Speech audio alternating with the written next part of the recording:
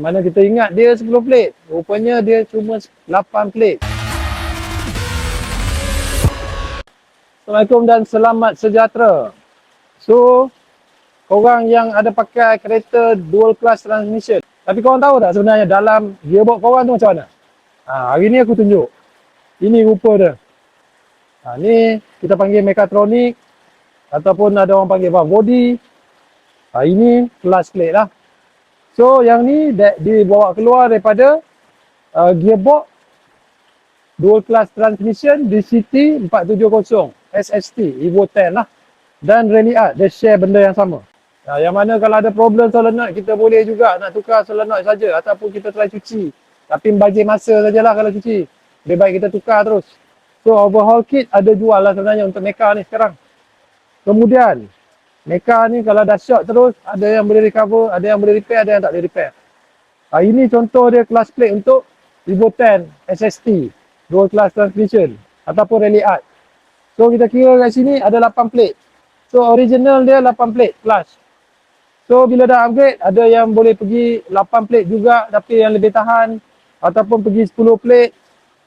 Ataupun boleh pasang 12 plate clutch ataupun 14 plate.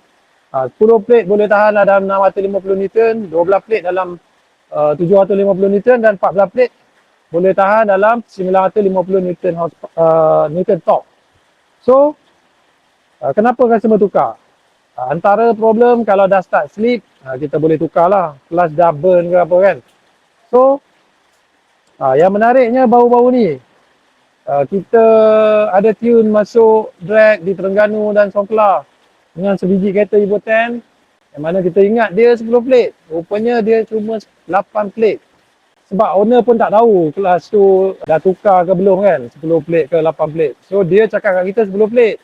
Jadi bila kita tune, kita dah rasa pelik dah. Kenapa ni ada slip kan? Kita boleh adjust. Memang kita boleh adjust lagi. Tapi kita akan bertanya lah kenapa banyak sangat adjustment perlu dibuat kan, sedangkan dah 10 plate. So dia kata ini memang rasanya 10 plate. So kita pun tak naklah cerita panjang, kita teruskan tune. So kita dengan anggapan 10 plate tu, kita dah berjaya lah buat time, the best time hari tu dekat Songkla.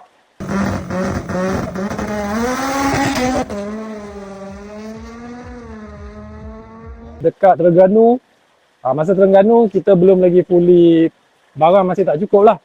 Turbo masih stock position, net sensor pun masih lagi ada limit sampai 2.2 bar saja. So kita ada restriction lah masa dekat Terengganu, tapi kita dah agak okey lah buat time dengan spek kereta yang tak berapa power kan, spek turbo yang tak berapa power. Dan last kali baru-baru ni baru kita tahu rupanya kereta yang kita tune tu, kita ingat 10 plate, rupanya 8 plate. Maknanya kalau kita race hari tu guna 10 plate, kemungkinan AFN akan dapat time yang lebih baik lah kan. Rupanya bila dia orang buka, dia orang tengok-tengok 8 plate saja. Kelas bukan 10 plate. Yang tu yang kita daripada awal dah rasa pelik kan apa yang berlaku. So dekat AFN ni memang kita boleh pasang lah 10 plate ke 12 plate ke 14 plate. Dia adalah dia punya teknik-tekniknya cara pasang kan.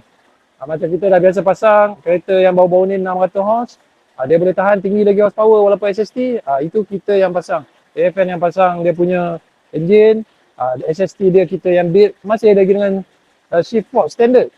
Kita tak tukar lagi shift fork pasal tak ada masalah.